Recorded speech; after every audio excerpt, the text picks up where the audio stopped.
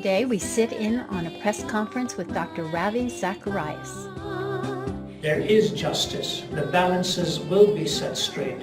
Number two, there is a relationship with Him that defines all other relationships, that gives you hope beyond the grave, not just for a pragmatic purpose on this world. Claim your heritage of truth. Yesterday, Dr. Zacharias got the Lifetime Achievement Award from CBA, so we're very grateful and honored for that. We're going to have him share now. Thank you. And then we'll take questions. He's going to share for a few minutes, and then we'll open it up for any questions you may have. Thank you, Ruth, and it's a real honor to be here. I appreciate you coming. Over the years, it's been a privilege to come to what used to be CBA and now ICRS, so the years tell you how culture is changing, how means are changing, how avenues of communication are changing. And with that in mind, Ruth, you have a copy of that, you took that there. If I can hold it in my hand, since we're talking about the visual, it will be great to have it. Yes, the two books. This one is really a tremendous effort on the part of Kingstone called The Lamb and the Fuhrer. Some of you may be familiar with the series I did with Multnomah years ago. It's called the Great Conversation Series. Don Jacobson, at that time heading up Multnomah, asked me if I would engage in that kind of apologetic. The first one was called The Lotus and the Cross, Jesus Talks to Buddha. The second one was called Sense and Sensuality, Jesus Talks to Oscar Wilde. I think the third one was The Lamb and the Fuhrer, Jesus Talks to Hitler. Then we did New Birth or Rebirth, Jesus Talks to Krishna. Several such in which I use a third person as a foil in a conversation. And I think in this instance, maybe Bonhoeffer or others involved who pitch in the conversation. The ideas are not to put your ideas into the mouth of the other conversationalist, but to take what they have already said and just interject it at the right time in the conversation. So it's not fictional in terms of the ideas, it is just fictional in terms of the structure of the story. The ideas are very much pregnant in the main characters here. It was amazing to be signing books this morning and seeing the number of people who came by and would say something like, my son doesn't like to read except in comic book fashion. And when we say, how old is your son? They'll say 30 or 31. So, really? You know, it's fascinating that for some people, the medium is still a preferred category for them. They are not so much interested in the content, they're more interested in the medium through which you're communicating it. So I think the Kingstone is really onto a huge venture here to reach this generation. I'm privileged to have The Lamb and the Fuhrer.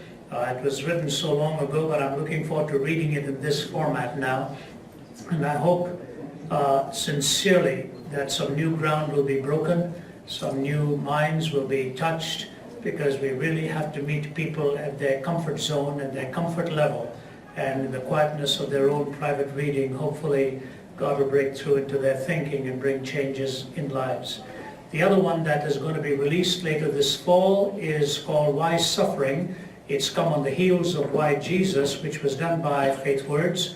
My colleague at Oxford University, Vince Vitale, who's a tutor at Oxford, also at our Oxford Centre for Christian Apologetics, which offers accredited degrees at Oxford University through Wycliffe Hall.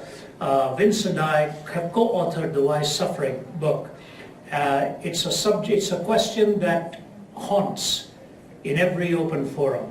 Richard Dawkins brings this up, every skeptic brings this up. Why does an all-powerful, all-loving God allow for such evil and suffering and pain in this world? Who has not asked that question? It's a question you ask whether you're a follower of Christ or not a follower of Christ. So Vince, in his dissertation, dealt with this subject. Vince is fairly young, I don't know if he's late 20s or early 30s. So when he did his work in that dissertation and asked me if I would co-author that, Joey Paul, who has been a friend for many, many years, took on the project, read it, and has twice written to us, and in his own words has said, he believes he has never read anything so comprehensive and so meaningful and relevant as this particular book on that subject. I did 4 or 5 chapters, Vince did 4 or 5. Only time will tell whether it's indeed new material for people to engage in and how to deal with the issue of pain and suffering. I tell my apologists behind every question is a questioner. You always must understand the questioner, or you will never be answering the questioner. You will be just answering an abstract question. If you don't reach the person, then you have not really connected with what it is that's been asked. So these two books here, The Lamb and the Führer, fascinatingly dealing with the mind of a man for whom decimation and devastation was key, and the Superman in this world who was going to destroy every other force that stood in the way. And now the problem of evil and suffering, why suffering through faith words, this one through Kingstone. I'm open to ask here, I think the galley proofs have just arrived in the last few days for why suffering with Vince Vitale and myself, and we will have copies of this for each one of you. My earnest prayer is, I really don't write for the sake of writing. That's not what I do. I'm sure most writers don't do it just for the sake of writing. In this issue, I hope to diffuse the most difficult question that human beings have raised. A little answer like this: there are undeniable realities in life. Which paradigm best answers that? So here it is. The most supreme ethic in the world is love. Where there is love, there has to be a possibility of freedom. Because without freedom, you cannot have love. You can have compliance, but you cannot have love. So the most supreme ethic is love. Where you have love, you must have freedom. Where you have freedom, there's always the possibility of evil and sin. Where there is evil and sin, there is the need for a Savior. Where there is the Savior, there is a possibility of redemption. So you take the undeniable supreme ethic of love and the necessity of freedom, and on those two links the paradigm is ultimately built. And we try to deal with the answers first to diffuse it philosophically, then to give the Christian answer. I am so convinced that only in the Judeo-Christian worldview is there a comprehensive addressing of this issue. For example, if you ask a Muslim, his answer will be, Inshallah. They have no right to even question why evil, why suffering. If you ask a Buddhist, he will say, it's your karma. It's what you're paying. Every birth is a rebirth. The Hindu would say the same thing. Only in the Judeo-Christian worldview is this question really legitimized, I should say, because it is legitimate in every heart. Only in the Judeo-Christian worldview does it get justified, and what the answer is, I think, is very unique and from a perspective that other worldviews do not address. So I will leave it open for questions now, The Lamb and the Führer in the comic book fashion, and why suffering. State your name and who you're with. Yes. Jean Dennis, Heritage of Truth. Richard Dawkins says that the cross and Jesus' sacrifice for us is so petty, so unworthy of the universe. What would you say to him about that?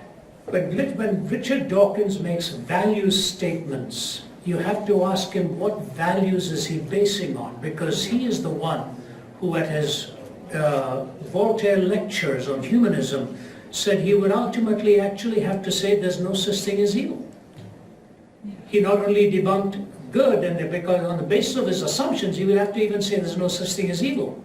It is fascinating, very recently, when Australia was playing England in a cricket match, and the English batsman cheated while at the crease, and he knew he was out, and the umpire had not seen the ball touch the bat and gave him not out.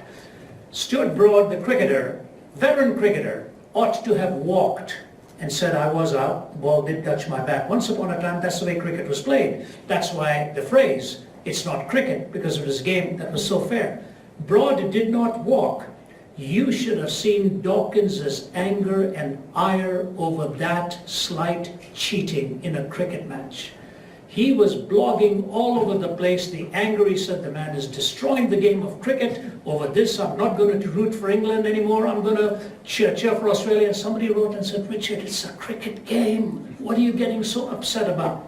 And Richard is the one who had earlier on said that there's no such thing as good or evil. We're all dancing to our DNA.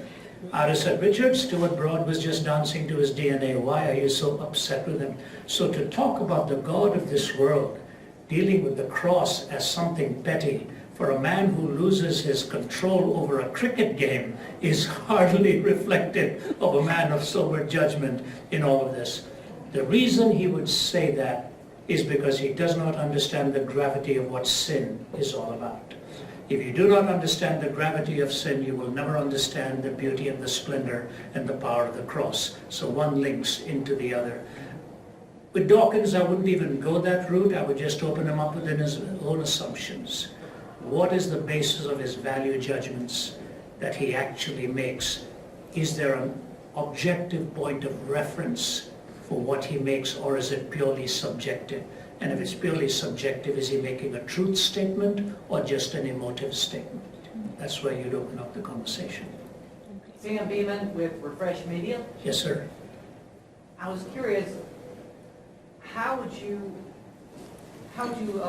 say that we should witness to someone who has gone through pain and suffering, who has lost maybe several loved ones or friends, and you're trying to share the gospel with them? At one time they were in church, but they've fallen away.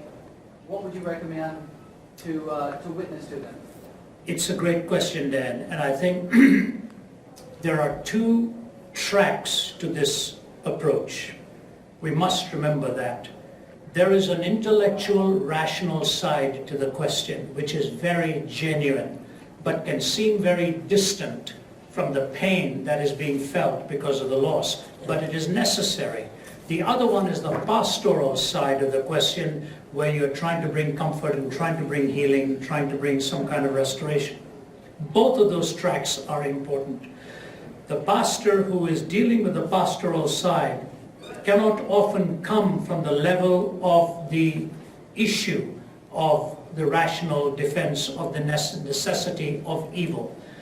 That is what we apologists do, although we do a lot of the pastoral side of it too. So let me just distance myself for the moment and say, what is the end position at which we want this person? Then we determine how we get there. The end position is this. Rationally, we have to approach the question removed from the emotional weight of the moment. It is like a doctor who's doing surgery on a patient, but doesn't do it on his own sons and daughters because he's emotionally locked into it. He cannot be as objective as he needs to be in the decision making. If you're emotionally locked into a situation, it's very hard to really distance yourself. But one has to at some point, and so here it is. I will often say to the people, so much evil, so much suffering, so much pain in this world, how can you justify an all-loving, all-powerful God? So I approach it apologetically this way. It's the point to which I need to bring them, however I do it. Number one, when they say there's evil, they assume there is good. When they assume there is good, they assume there's a moral law on the basis of which to differentiate between good and evil. When they assume there's a moral law, they must posit a moral lawgiver. But that's whom they're trying to disprove and not prove. Because if there's no moral lawgiver, there's no moral law. If there's no moral law, there's no good. If there's no good, there's no evil. What is the question they're really asking? Positing evil assumes a moral lawgiver within the paradigm. Very important to know that. Now somebody might say to me, why do you have to have a moral lawgiver? I say for a very simple reason. Because every time the problem of evil and pain is raised, it is either raised by a person or about a person. Which means the questioner assumes intrinsic worth to personhood. The questioner is assuming that there is essential value to personhood. That's an assumption a naturalist cannot make. There is no essential value to personhood in naturalism. We are the random collocation of atoms, time plus matter plus chance. So when they raise the question, they're actually violating their own first principle. They are assuming the human being has value. But in naturalism, there is no essential value. It is contrived or given value by either state or fiat or some kind of decision.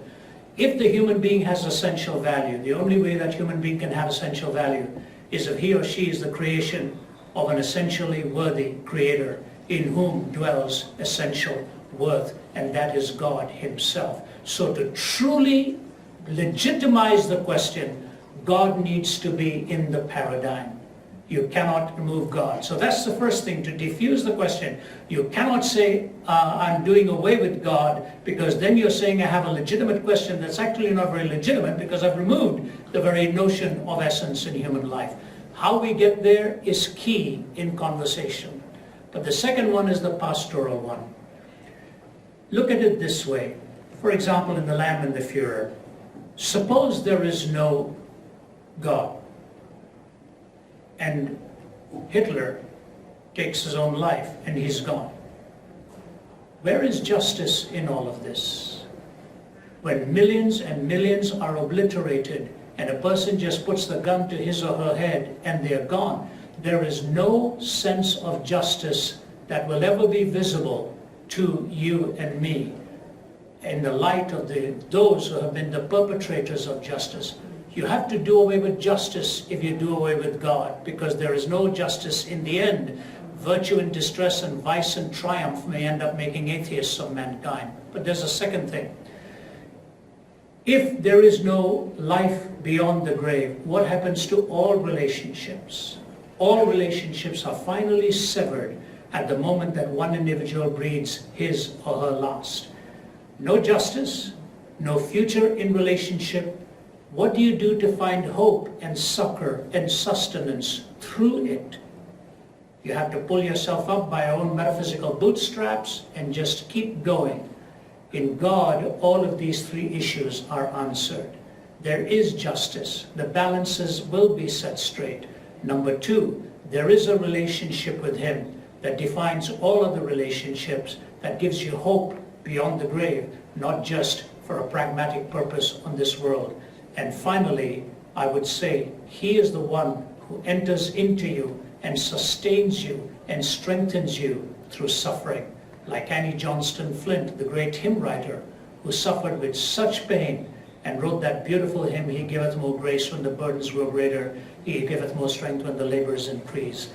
I truly believe the undeniable realities of justice, hope, and sustenance are best defended in the Judeo-Christian worldview. Without that worldview, these three are gone. There is really no hope for tomorrow, there is no justice for tomorrow, and there is no sustenance and strength. You almost callously have to move on, like Bertrand Russell said, only in the philosophy of unyielding despair have I found meaning in this life. Unyielding despair. So what's the bottom line? The worldview you and I hold to has to have explanatory power. It has to have explanatory power. There has to be a way of explaining the existential and the rational realities with which we live. I think only in the Christian world, Judeo-Christian worldview, you have explanatory power. In the materialistic worldview, you cannot even legitimize the question. So the goal will be to bring them to that point, the pastoral sustenance and succor and love. What did Job say? I had heard of you by the hearing of my ear. I have now seen you. I abhor myself and am horrified. In the experience of God comes that ultimate answer for which propositional answers alone are not enough. It's that relationship with God that transcends your situation and removes it beyond words to the reality of a relationship. Thank you. I'm Mary Jane Holt, and starting in July, I'll be hosting Reach to Touch. For a written column, I've interviewed people since 1986. This is going to be different, and I need you to tell me how to handle it when I ask about a story of healing. And in today's world, there's so many new answers. Alternative medicine offers much. Technology offers much. And occasionally you come across a story of true healing, and you want to tell it. You want to share it to give hope. But I totally am turned off, and I walk away when the first thing out of their mouth is, God never meant for my body to be sick. So I did this and this, and He healed me. Well, my background's in nursing, and I know about all those who didn't heal. I want to hear their story. I want to publicize it. Help me. Those who have walked through with pain without the privilege or the blessing of being healed want to tell their story? Is that? Those who have been healed Okay. want to tell their story, and they frequently preface it by saying, God never meant for my body to be sick, so this is how He healed me. I don't want any part of that. And yet I know that they have a history there that could perhaps help a listener. And I need to get past. Yeah, I think the story I would break into two lines, actually. I think the assumption that God never intended for me to be sick or never intended for this to be part of my life is actually a violation of what theologically is clearly to the contrary. In this world you will have much suffering, says the scriptures, but he has overcome the world. Ultimately, Lazarus did have to die. He may have been raised to show for the glory of God for that moment, but sickness does come. Sickness does take over. I come from the Christian and Missionary Alliance, where the founder of which was A.B. Simpson. Savior, Christ as Savior, Sanctifier, Healer, and coming King. But A.B. Simpson himself in his latter years suffered with much sickness and much debilitation. The reality is there. Those who deny it are building a theology that is unbiblical. The process of the people in the scriptures that you see who had ailments, who had sickness, and Christ himself suffering in pain. I thirst, my God, why have you forsaken me? He is speaking out of the agony of the physical moment of what is going on. And for this very purpose came he into the world. He carries our sicknesses, he bears our sorrows. I myself remarkably have experienced something that I don't often talk about. Many of you may not be aware that I lived with unbelievable pain for 27 years with 2 titanium rods in my back that are still there, 4 clamps, 8 screws that bolted me down from a triple herniation in 2002. I don't believe there was a day I got up from 1985 till 2 years ago where I did not live with some form of pain. I never went for medication because I didn't want to mess with my mind. The maximum I would do is an anti-inflammatory for a few days, but never took any of the narcotic stuff. I just didn't want to mess with that. It was 2 years ago, in an absolutely remarkable way, I was having breakfast with a friend from China, and I don't know if I have the time to go into the length of that story, but he said he woke up one morning. Now, I'm a Christian apologist. I work with rational stuff. So he comes to me from Singapore, and he says he woke up 2 days before here in Atlanta, and he said, lying in bed, God tells me 2 things that he wants me to tell you. The moment somebody tells me that, I begin to say, oh my word, what's going on here? What kind of a fellow am I with? He was the CEO of Gillette for Asia Pacific, Duang Sen. He's on our board in Singapore. He insisted I see him, and I was leaving for 5 weeks. 29th of May, 2 years ago, 2012. So I told my wife, I've got to go and see him just half an hour. So we went, had breakfast near my office here in Atlanta. He said, God told me 2 things that he wanted you to know. I said, really? He said, yeah. He said, number 1, God told me that the anointing on your life in the years to come is going to be greater than all of the years before. I said, God really told you that 2 days ago? Yesterday. He said, yeah. I said, if that happens, I'll be very grateful to him. He said, but then he told me, he wanted me to tell you something, Ravi, that like the Apostle Paul, you'll always have a thorn in the flesh, but not to lose heart. He's going to take care of it. He said, tell Ravi I'm going to take care of him, 3, 4, 5. He said, Lord, I don't know what that means. He said, you tell Ravi, he'll know what it means. So he said, what does it mean? I said, since 1985, the pain in my spine has been L3-4 and L4-5. And so when you tell me 3-4-5, that's the only thing that leaps into my mind, and tears started to run down his face. He leaned over, touched my spine, and prayed for me. My wife is sitting in the audience, so I go back home. I say, honey, I had a very strange breakfast this morning. I said, don't tell anybody. But this is exactly what happened. And I left on a trip. My travel associate is here, and I pick up our bags. I go back after the next security stop. For the first time in years, I crossed my legs to bend down and tie my shoelace. I hadn't done that from 1985. And he was standing there watching me. I said, what on earth is going on? If I'd done that before, I'm not kidding you. My wife was, when I was preaching for Jim Simula, I just crossed my leg briefly like this. She and a colleague of mine had to usher me onto the plane. I couldn't walk because I'm bolted down. I was that tight, I was just strained. And for 7 weeks I would have to do an anti-inflammatory oil. All of a sudden, I couldn't even demonstrate this for you before. And since May 29, 2012, I have had no pain in my back. How did God do it? Had I prayed before? Yes, of course. I'd been at altars, I'd had all kinds of things done and so on. When you're in miserable pain, my wife would say, why do you go to such people? I'd go to the strangest people. They'd even tell you, they'd look into your eyes and tell you what's wrong with you. That kind of stuff.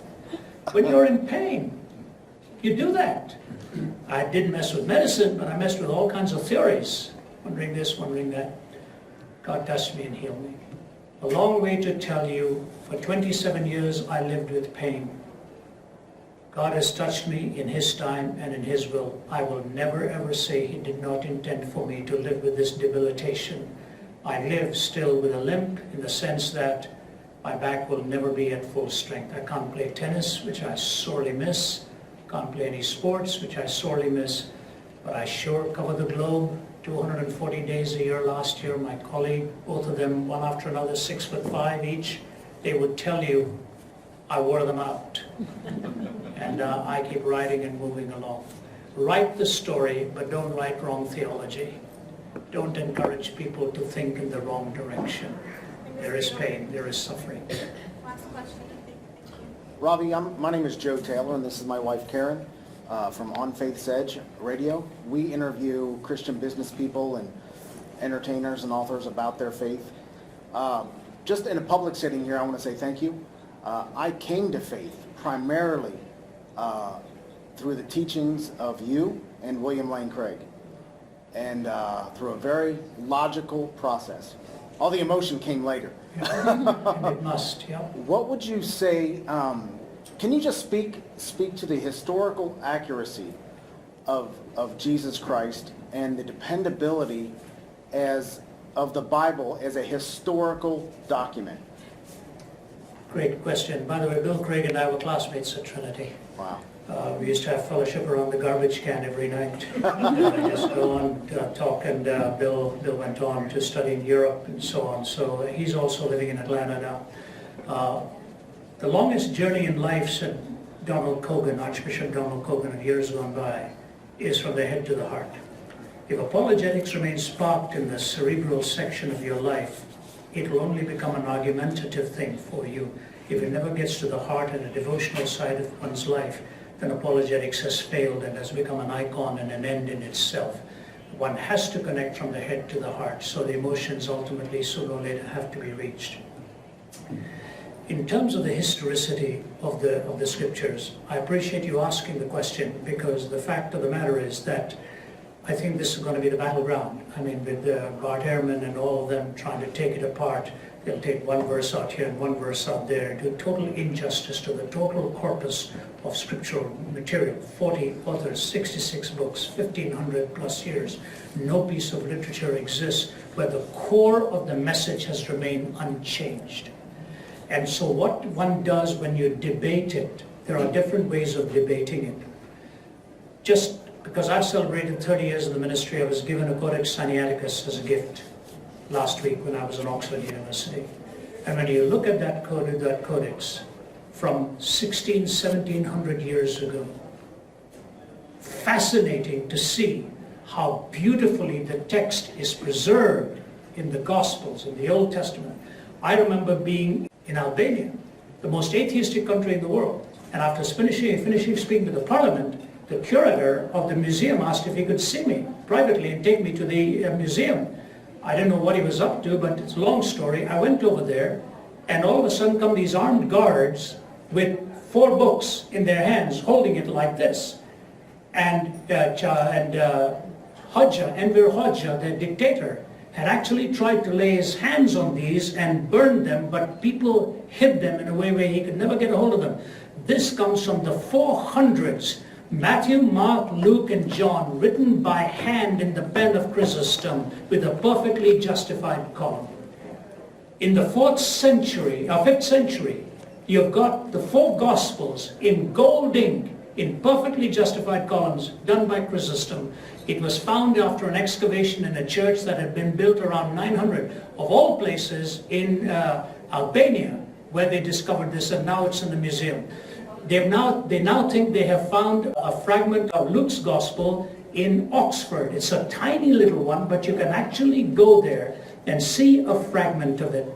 If you go to the University of Michigan, there's thousands of pieces, thousands. This generation will not have the time to even put it together, leave alone translate it. You go back across the centuries and you look at Philippians 2, who being in the form of God, thought it not robbery to be equal with God, but made himself of no reputation, and took upon himself the form of a servant. Being found in fashion as a man, he humbled himself and became obedient unto death, even the death of the cross. Wherefore God also has exalted him and given to him a name that is above every name. That is the earliest Christian hymn. Oh, it goes back to possibly the very first century. The entire gospel is present in just that one passage, the hymns, in which that's where they were to sing to each other in songs and hymns and spiritual songs, because it was the bearer of the gospel story to them. You know, you take the passage of the woman taken in adultery and you start making an issue saying, you know, this is not there in the original writings. Yeah, the translators of the scriptures knew that. And you go back across many, many years and you'll see, I think it's Mark 8 or something like that, it says at the bottom, you know, this particular narrative was not found in many of the earliest manuscripts. Only the Christian scholars have been honest enough to know what it is that was suspect and not there. You will never see that kind of a notation in the Quran. The Christians never felt threatened by a scrutinizing of the text. No matter what verse they take, was Josiah 8 years old or 18 years old and all, for goodness sakes, you know, after 3,500 years of writing, when they will quote Socrates and Plato, from whom we do not even have one statement directly. And they will quote Socrates and Plato and Aristotle. It is a duplicitous stance and state of mind. Most scholars, even liberal now, have come to the conclusion anybody who says this Jesus of history never really existed is really talking out of the back of the hat out there. The historical dependability of, you take somebody like Marcus Bockmull teaching at Oxford right now, under whom my colleague Nabil Qureshi is going to study. They will take the gospel narratives, even if they have issues with form criticism and all of that. They take the story of Jesus as an historical value. Anyone who says there's no historicity to this is only doing this because that's what they want to believe. The historicity of Christ is so clearly demonstrated in the four Gospels, and then you move on to the epistles. Within 300 years of the existence, no history in antiquity has that degree of documentary corroboration as the New Testament does. What happened to the Quran? In the third caliphate of Uthman, when they saw variant readings, they burned everything that contradicted what they wanted to. And now studies are going on which are going to expose a lot of this. Christians didn't play that game. We are very confident with the codices that we have, the tens of thousands of fragments that we have, the parchments that we have.